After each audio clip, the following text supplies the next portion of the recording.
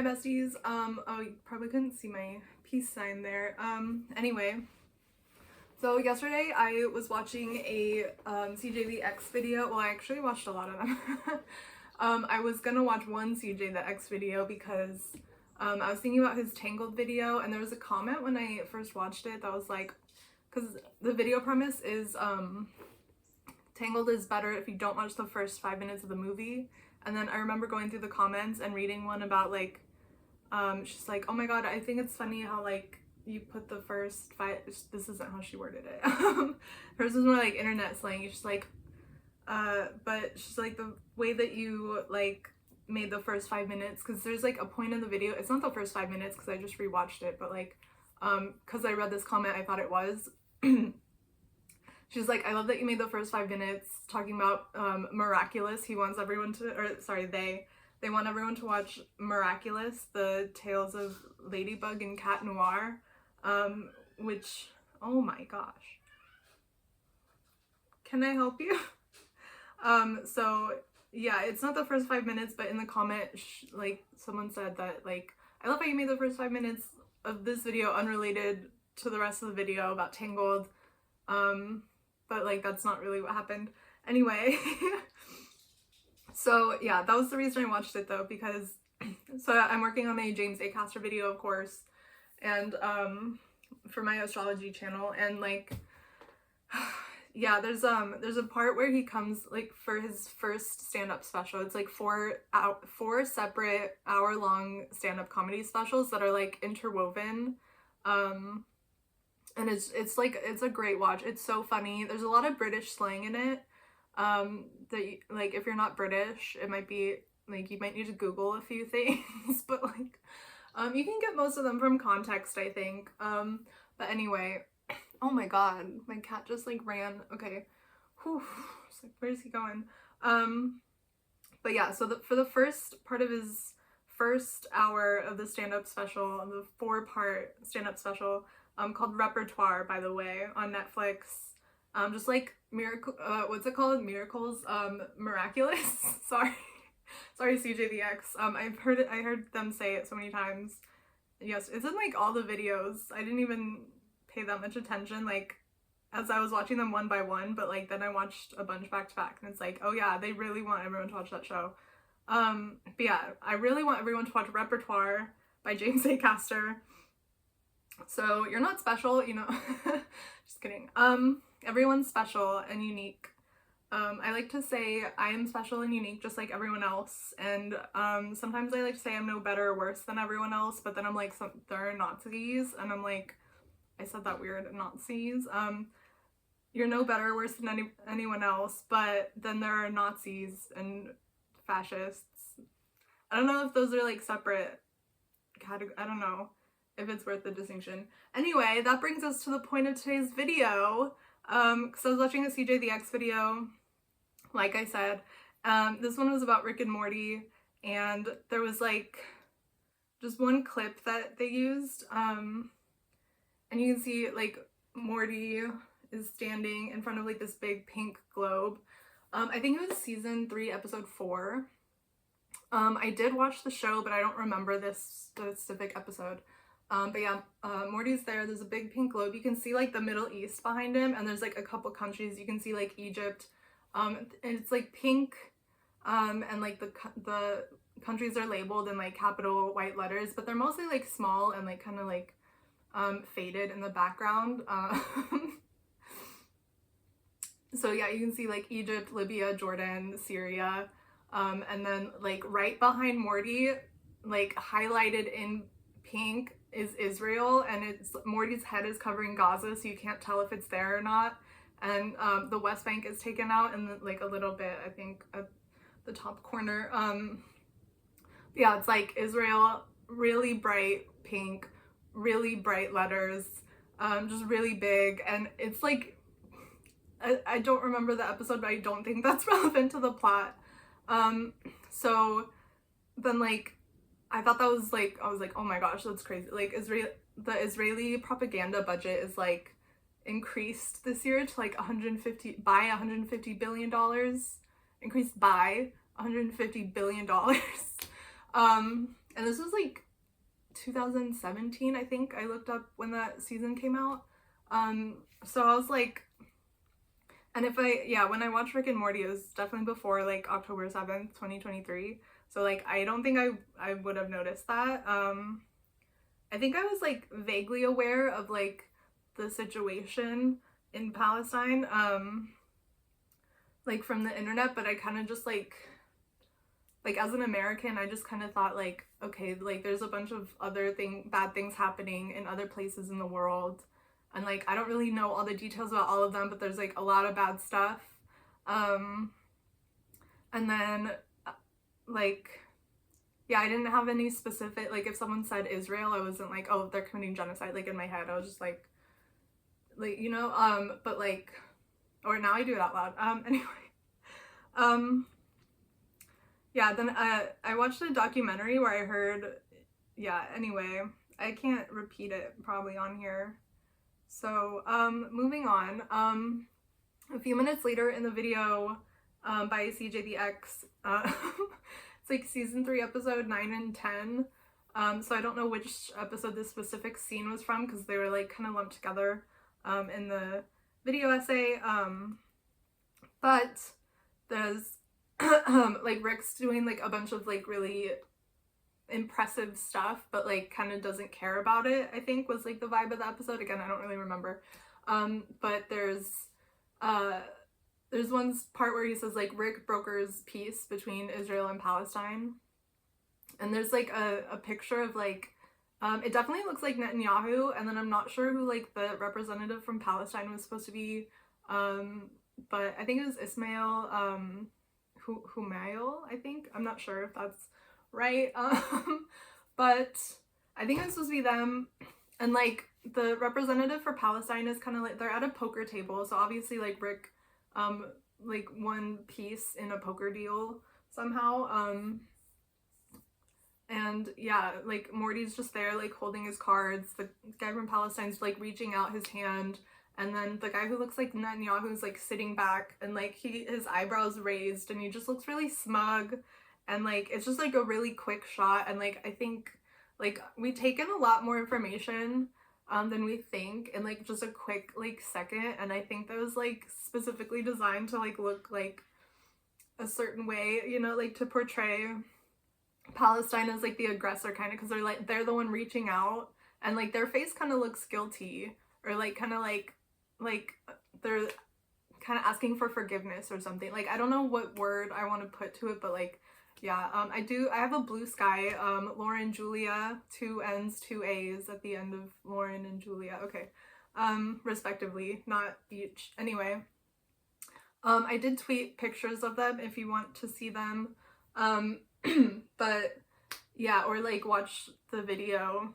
I put a comment with the timestamps that I saw them in, too, so yeah, you can just go to the CJDX video, or you can watch the Rick and Morty episodes, I don't care, you don't have to do any of that, but anyway, it just reminded me, like, my dad and I moved recently, and like after dinner we'd go and like watch TV, and there's been so many scenes, like since we moved in November, like I didn't really watch that much TV before that, but since we moved, it's been just like non-stop like Israeli propaganda and like TV shows that like we're rewatching shows, like How I Met Your Mother, Parks and Rec. I'm rewatching Superstore. He wasn't really that big of a fan of Superstore, but then every time I was watching it when he was gone, and then he would come home, he would sit and watch it with me. So I was like, I think you like it more than you let on. But he's like the kind of person who's like, oh, not everyone's political. And I like cried to him one day explaining like, actually the personal is political, and like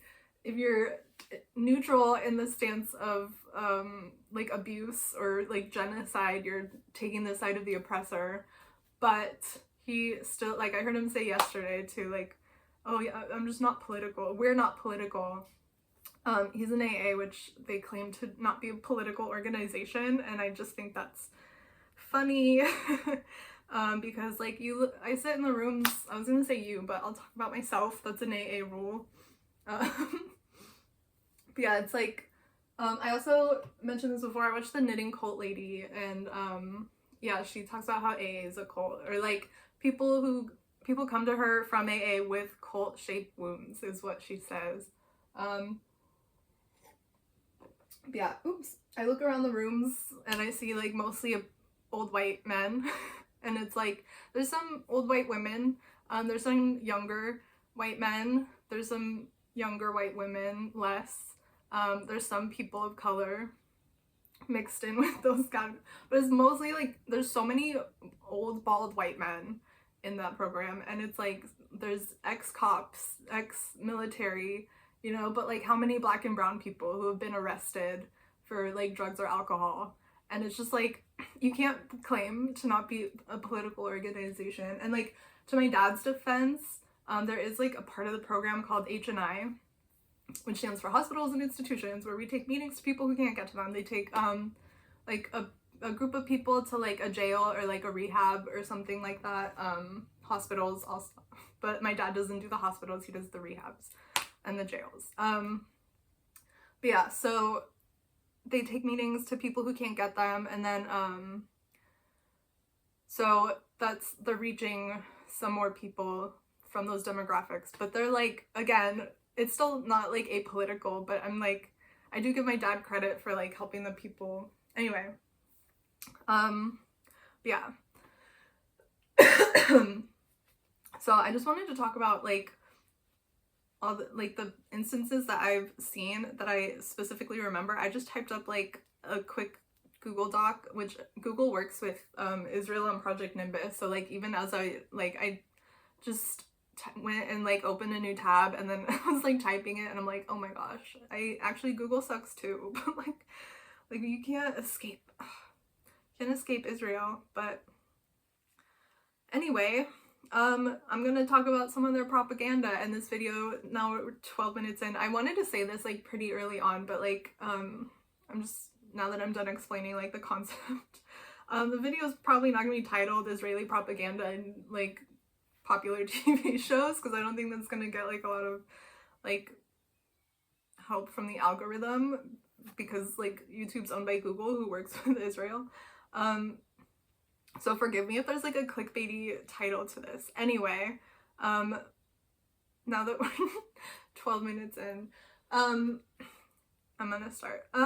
So the first one, the one that like really, I got so mad at this one, because it was like the first example, and I was just like, oh my god, I can't believe, like, and it was just like so innocuous too. But we were watching How I Met Your Mother, which we used to love How I Met Your Mother, and then like I didn't like the last episode. Hot take, you know.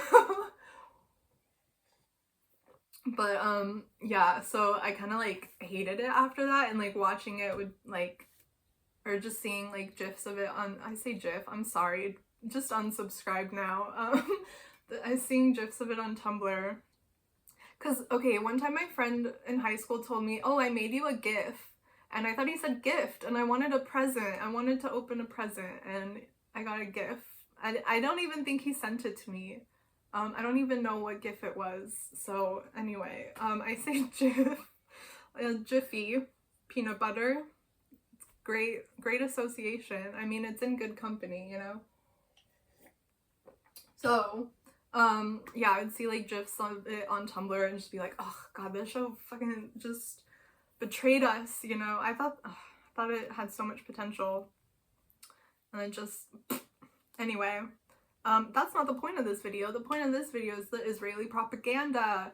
And so I did like immediately stop watching it after I saw this. This was like season 1. I was gonna look up when, like what exact episodes. It is season 1 for sure, a couple episodes in. So Ted falls for Robin and she rejects him. He wants a commitment and she doesn't, and so Ted reminisces about this past girlfriend, Natalie, sorry, who they broke up because Ted said he wasn't ready for a commitment, and I think unbeknownst to him, he broke up with her on her birthday.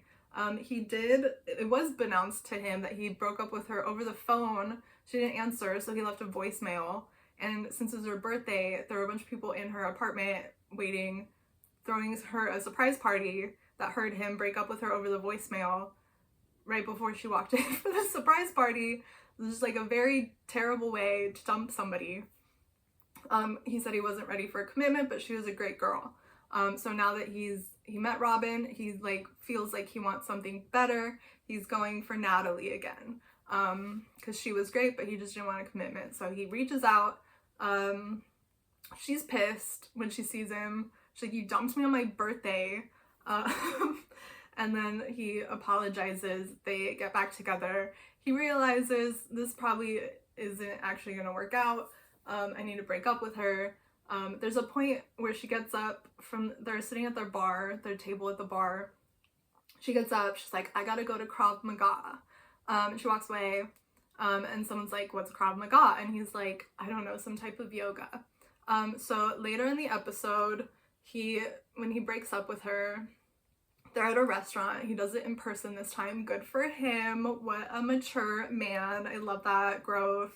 Anyway, so yeah, he does it in person this time, and oh my gosh, I think about this episode a lot because I did get dumped on Valentine's Day, and like sometimes I'm like, maybe I should like forgive this person, and then I just like imagine like 3 years down the line them like doing something horrible, like not dumping me on Valentine's Day again, because I would never let that happen again, but just some other awful betrayal, which kind of already happened. Anyway, yeah, moving on. This isn't about me. This is about Israeli propaganda. So yeah, so he breaks up with her again. It's her birthday again somehow. How does he not know by now? So yeah, then she starts like beating him up, and he's like, you know how I said Krav Maga was a type of yoga? Well, it's not. It's a guerrilla warfare tactic created by the Israeli military. And like I got like so mad hearing. I was like, oh my god, oh my god, oh my god, oh my god, because like, what does the Israeli military need guerrilla warfare tactics for? To commit genocide. So I'm like, this is just like so like, oh my god, that's so, why would they just put that in the show? She couldn't have just done like martial arts. And it's like, okay, well like Krav Maga is kind of a weird word, so like you get that like joke from before about the yoga, but like, oh my, I was like so mad, and I was like, I don't want to watch the rest of the show. So if there's more Israeli propaganda in How I Met Your Mother, I don't know. Then we were also watching, oh gosh, we watched Brooklyn Nine-Nine, which has a lot of cop propaganda, I would say, but like, if you watch all the way through to the end, which like isn't available on Netflix, like we watched it on Peacock, I think, but yeah, like all the way to the end, like Rosa quits the force because of police brutality, and like Jake, and I almost called him Josh, Jake Peralta ends up quitting to like become a father, not because of the police, but they do kind of address it and talk about it and like show the problems in the system, but it's like, that's like kind of 1 episode, 2 episodes if you count like Jake quitting, because that's the finale. But like, this was like the season 8 episode 1. Yeah, him and Rosa are like kind of like at odds because Rosa quit the force for the police brutality, and like Jake's trying to help somebody who was like harassed by cops or something, and like he's trying to prove to Rosa that like some cops can be good, and then they're trying to help, and like just the whole system is like telling them no, like, oh, I can't do this because blah blah blah blah blah. And so like it does, yeah, again, it's 1 episode like 7 seasons in that you can't even like find on Netflix, so like not great, but like I don't remember any Israeli propaganda from it. I love Brooklyn Nine-Nine so much, and I just like put aside the like, oh my gosh, I can't believe it, the cop hater in me for a minute. It's so funny. But like, yeah, anyway, the point is, I don't remember Israeli propaganda from it, but then we were watching Parks and Rec, and I was really disappointed. Like, I remember, okay, obviously, like, I remember the big, like, Leslie goes to Washington, D.C., and there's, like, all these, like, she meets Joe Biden, she meets Michelle Obama, she meets, like, John McCain, and she like has a crush. I thought it was super creepy, like thinking about it in retrospect. Like at the time I was like, oh, that's so fun. Like I was like a super like liberal Democrat, like Bernie bro, I guess. Was there a word for the girl Bernie bros? I don't know.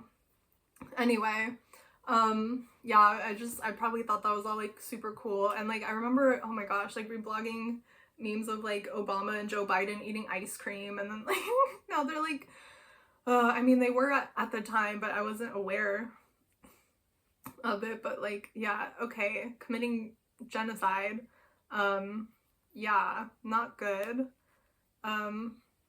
So yeah, I was like, so they meet all these politicians. It's kind of like whitewashing them in a way, not like, I don't know if that's the right term, but like kind of sanitizing their like images, and like, oh, that's a politician, I saw them on a TV show, that's funny, like they're so cool, you know, kind of thing. I don't know, it's just like, so I remembered that was happening, and I was like, I think I just kind of want to skip those episodes. But like I was watching with my dad, and then it was just like, whatever. I just went on my phone probably and ignored it. But there were some instances that they like specifically mentioned Israel, and I was like, ugh. So there's like that one, okay, it's, I didn't look up any of these episodes, but they have that weird talk show, that like radio show that Leslie goes on sometimes to like promote events or something, like the Harvest Fest or whatever. So there's like, I think the episode opens on this, but I'm not sure. Anyway, what am I doing with my arm? This is my thinking pose, I guess. Yeah, so it's like the super boring guy. Do you know what I mean? If you've seen Parks and Rec, I'm sure he's always like, this is thoughts for your thoughts. I think that's what it's called, thoughts for your thoughts. And there's one time he opens the scene by saying like, and next time on Thoughts for Your Thoughts, an Israeli soldier falls in love with a Palestinian conjoined sextuplet or something. And it's just like, why does, it's first of all an Israeli soldier, it can't just be like an Israeli civilian, which like, by the way, it's required by the law to join the army if you live in Israel. So like the amount of civilians is not really as high as, anyway, they're like ex-military mostly anyway. But that's beside the point. Why does the Israeli person get to be like a normal one person, and the Palestinian has to be this weird, like, I don't know, like body horror on it, like just that image, just like, it looks so gross in my mind. And it's like, of course that's the one they associate with Palestine, like and then also like the idea that like a Palestinian would fall in love with an Israeli soldier, like, is disgusting. Oh my god, like no. And then there was another time when Leslie was coming back from London, I think, and like she was alone, like she went there with Andy, I think, and came back alone, and she was like, I don't remember the details of the scene, but she said she was like really like hyper and kind of like just like freaking out. She's like, sorry, I'm like in a weird mood, I was gonna sleep on the plane, so I took a sleeping pill, but then I decided I didn't want to sleep in, so I took this like she says like a weird word, and she's like, which is, it's like some, I think she's with Ben and April, and someone's like, what's that?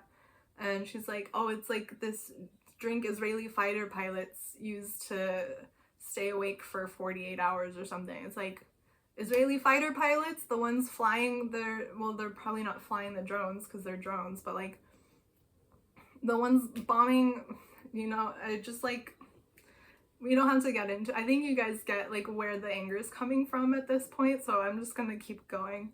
I think those are the only two examples I had from Parks and Rec. Like I said, I typed them up. Again, Apple works with, I don't know if they work with Israel necessarily, but I know they they contribute to the slavery in Congo. Everything sucks. Everything's interconnected. Anyway, I have so many Google Docs though, so it's like, okay, Israeli propaganda and TV shows. So I talked about Rick and Morty. I talked about How I Met Your Mother. Oh, I skipped Younger, but okay. Yeah, so that was the Israeli fighter pilot. That was in the talk show. Okay. So the ones that I remember from Younger, again, so the first one was a Krav Maga one, and I kind of let it slide because I'm like, maybe, like, I don't know. Yeah, it could just be like a word, you know, like, that they don't, just like a weird word, because like, okay, so Younger, if you don't know, I was gonna do a birth chart video about Sutton Foster because I read her book, and I remember like she puts a date for like she gets married twice, I think. She puts a date for like her first wedding. No, I think, okay, I thought she puts a date for her second wedding, I think. And I remember looking it up on like astro.com. I was like, oh, this is so exciting. And I was like, Pluto conjunct the moon, girl. And then like the rest of the book was about like how, and I think it was in the 5th house. And then it was like how she was having trouble having kids. And then like, I think she ends up adopting. Can't remember if it ended that way. Like there was a process where she was trying to get pregnant and then like they were trying to adopt, and I don't know if it worked out or not. But yeah, anyway, so Sutton Foster is a 40-year-old woman in the show, Younger. She's at a bar with her friend, and she's complaining, like the show opens actually with her in a job interview, and she's saying like, oh, I did this and then like all these achievements. I was like the head of this company, I was CEO of whatever by the time I was 25. And then like there's 2 like younger women sitting across from her, like millennials. Well, I think Sutton Foster would be a millennial. I don't know. Let's say Gen Zs then. There's 2 like younger girls sitting across from her, like reading her resume.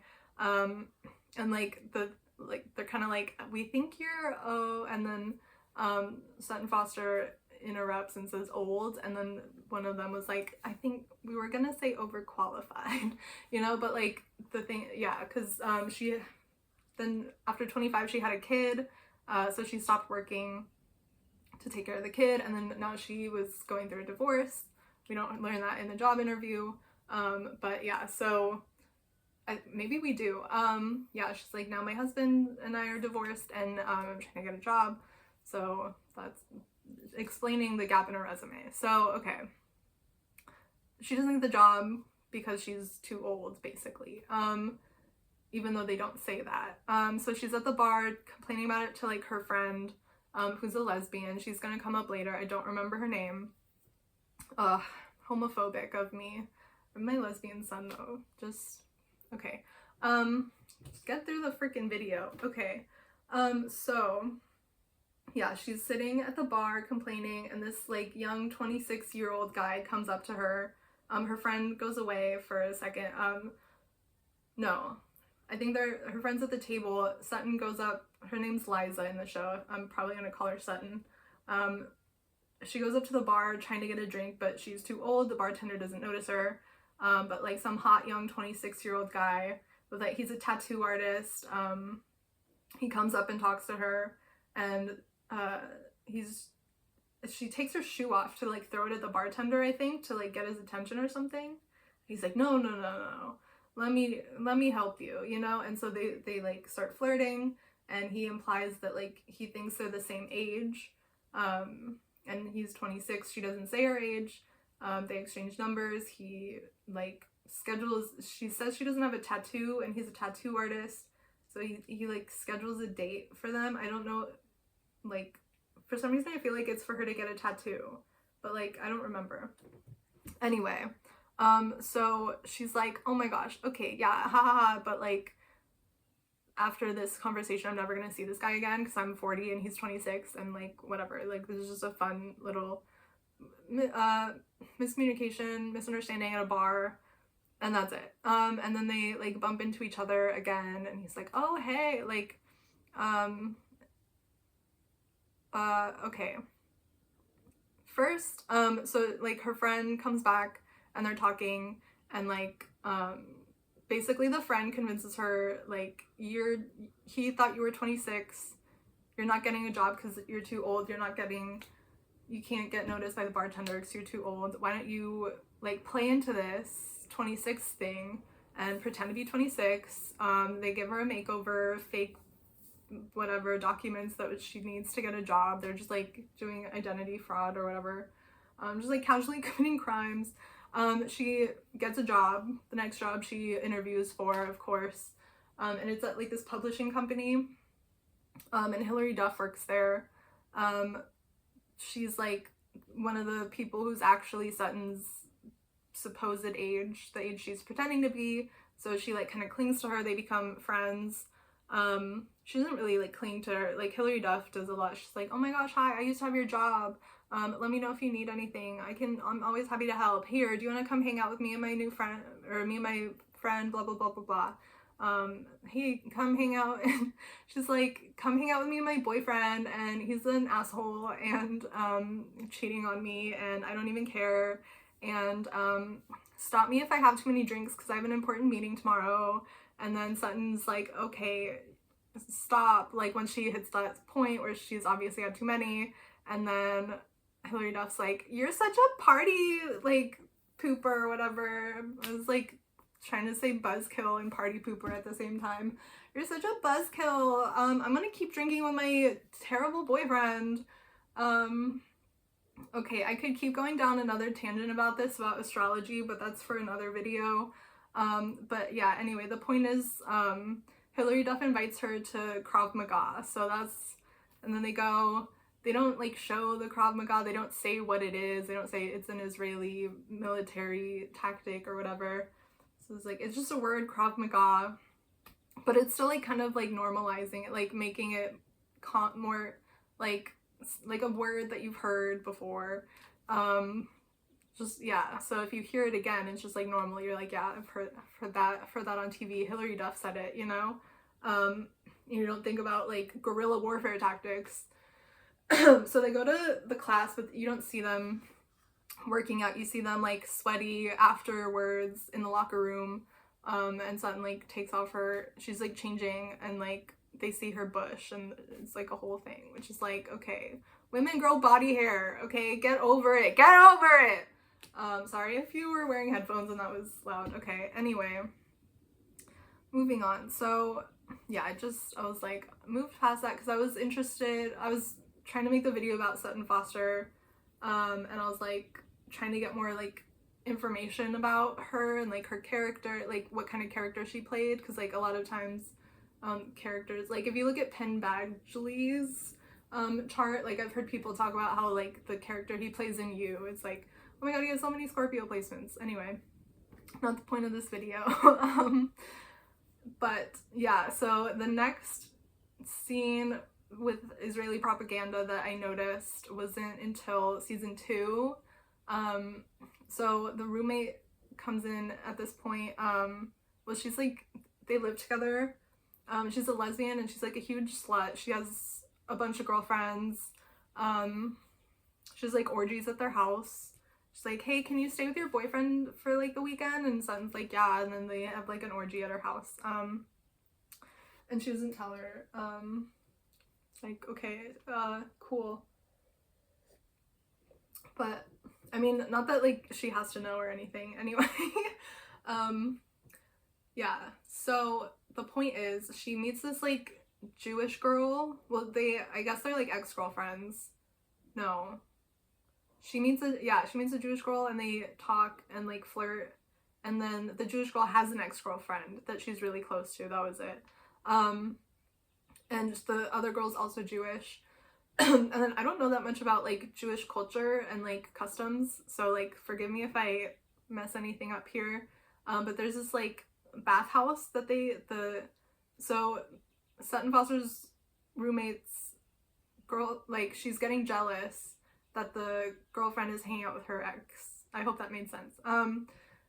So yeah, she's feeling jealous, and she's like, she wants to like get in on she hears them making plans and they don't invite her, and they end up going to like a bathhouse that's supposed to be only for Jewish women.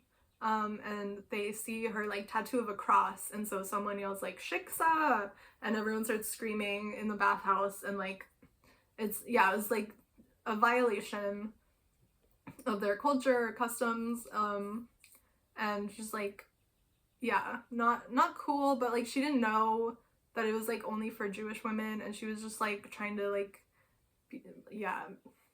it's not like good intentions, like whatever. So she offended all these Jewish women, and she brings them over to her house, and then she's like, I just want to apologize for what I just want to make it up to you. So she cooks this like big like traditional Jewish dinner, I think.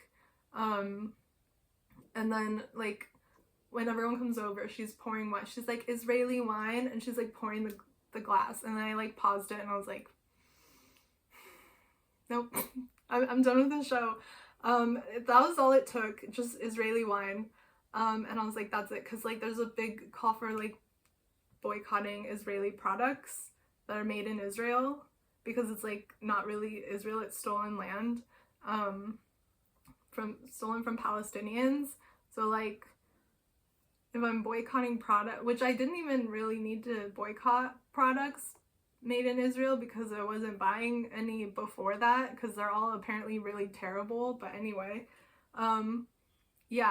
like there's still a call to boycott Israeli products, and so I was like, I'm not gonna keep watching a show that's like promoting the concept. That's literally all it takes, is the concept of like, this wine was made in the land of Israel, which is a country that exists. And it's like, no, it's not a country, that it's a colonization project. And it was from the beginning. Like you can read it's in the fucking newspapers from 1890. Like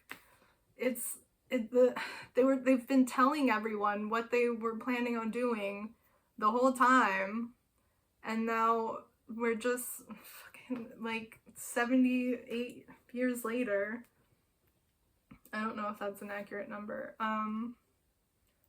It's close. Okay, and Superstore. Okay, so if you've never seen Superstore, I don't know why this is the only one I'm like, if you've never seen it, I'm assuming like everyone has watched all of these shows, because they're like very popular. Yeah. So Superstore, there's a plot where there's a gay guy at the store named Mateo, and there's like a boss who comes in. He's very like ugly, and everyone jokes about how ugly he is, but he's like older and like balding, and like he's not that ugly. He's just like, Mateo could do better, but his name's Jeff. He's like the district supervisor or whatever, for the store. They work in like a Walmart kind of superstore called Cloud9. And Mateo and Jeff start dating, but it has to be a secret, because he's like Jeff's the superior, and so there's like rules against it. If anyone finds out, they could get fired. And Mateo is actually, we learn, he doesn't know this at the beginning, but we learn eventually that he's actually undocumented. So if he gets fired, like that's going to be like a whole thing, because he's going to have to get another job, and he doesn't have a social security number. And it's a whole thing. So they're secretly dating, and then there's another girl, this is the first, there's a girl named Sandra who works at the store, who's just like very like nobody pays attention to her at all. For the first, it's so sad watching the first few episodes, because she like grows and gets like a backbone, and like gets like really sassy and like fun. But like for the first season or whatever, she's just kind of like so mousy. And like there's a scene where like she's like trapped up somewhere, and she's like yelling, she's like, help, and like just I don't know. So anyway, she like somebody, I forget why the lie starts, but like I think Mateo was complaining to Jeff about their assistant manager Dina, and Jeff said, so Dina called Jeff like a rat or something, like a whatever, some kind of insult.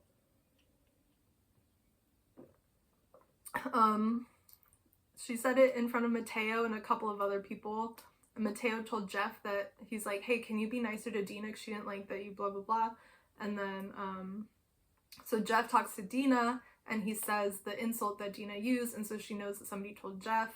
And so she's like questioning, she goes to Mateo and she's like, hey, I think someone told Jeff, and he's trying to like throw her off a scent. He throws Sandra under the bus. He's like, I think it was Sandra. She and Jeff are secretly dating. I saw them making out behind the docks last week or something. And then so somebody, like that rumor gets around, someone questions Sandra about it. And she's like, so like desperate for attention that she's just like, yes. And she just like makes up these elaborate lies about dating Jeff. And then it eventually comes to light, like Mateo starts getting really jealous that Sandra's getting all this attention because she starts like doing a lot of really elaborate stuff, like sending herself flowers and pretending they're from Jeff and stuff, and like talking about like vacations that they went on, and just, it's crazy. And everyone's like obsessed with it because he's like a superior, and it's like, ooh, you know, what's the word? Forbidden. So it's like, it's, yeah, just so enticing, and everyone's talking about it all the time, and Mateo's like, I'm the one who's secretly dating Jeff. So then Dina, the manager, starts using that. She's like, hey, there's a bunch of stuff broken in the break room.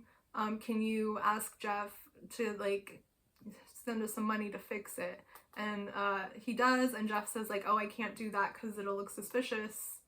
So they'll be like, why are you doing that for one store and not other stores? And then they might find out it was a relationship, and then blah, blah, blah. So he's like, oh, no, I can't do that. So Mateo tells Dina that Jeff said no, and she's like, oh, I thought he really liked you. So then, of course, Mateo's like trying to prove that Jeff does really like him. So he pretends to be, like, one of the things about the break room was, like, there were bugs in it or something. So he pretends to be an exterminator, and he comes in, he buys like all the bath bombs that they have at the store and sets them all off in the break room.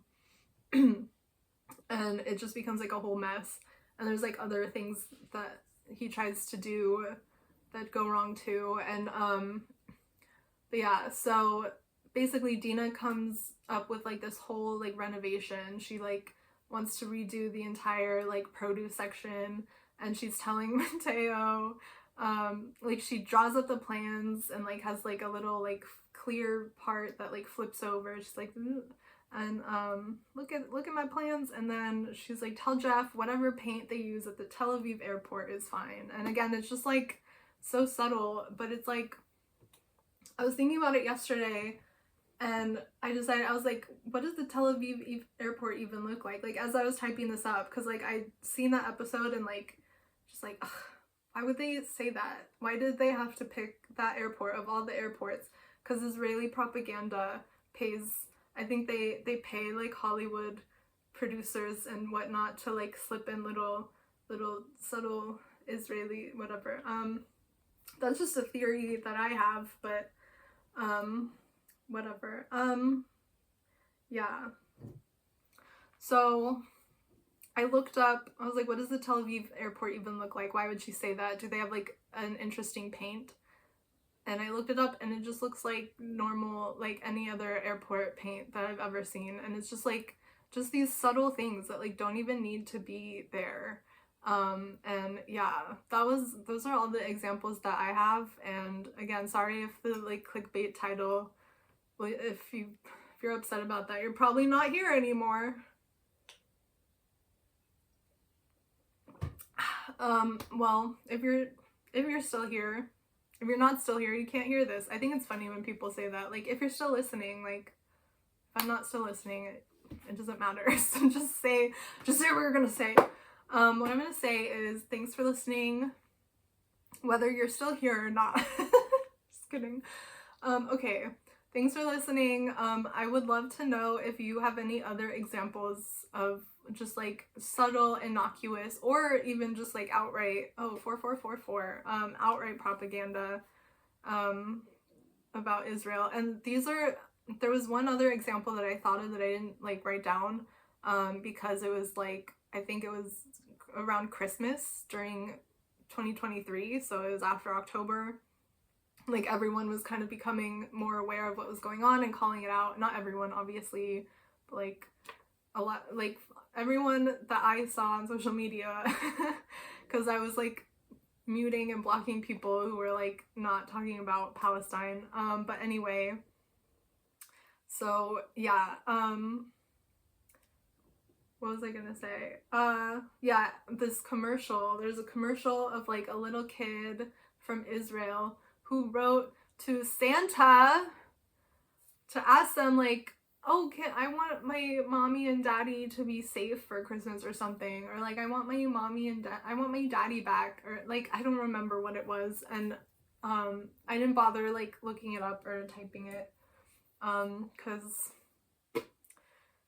yeah, like I said, everyone was kind of aware of it and kind of called it out when it came out, so I didn't really feel like I needed to call it out in this episode. But yeah, it was just like, why is a little Jewish kid writing to Santa? They don't even celebrate Christmas. What are you doing?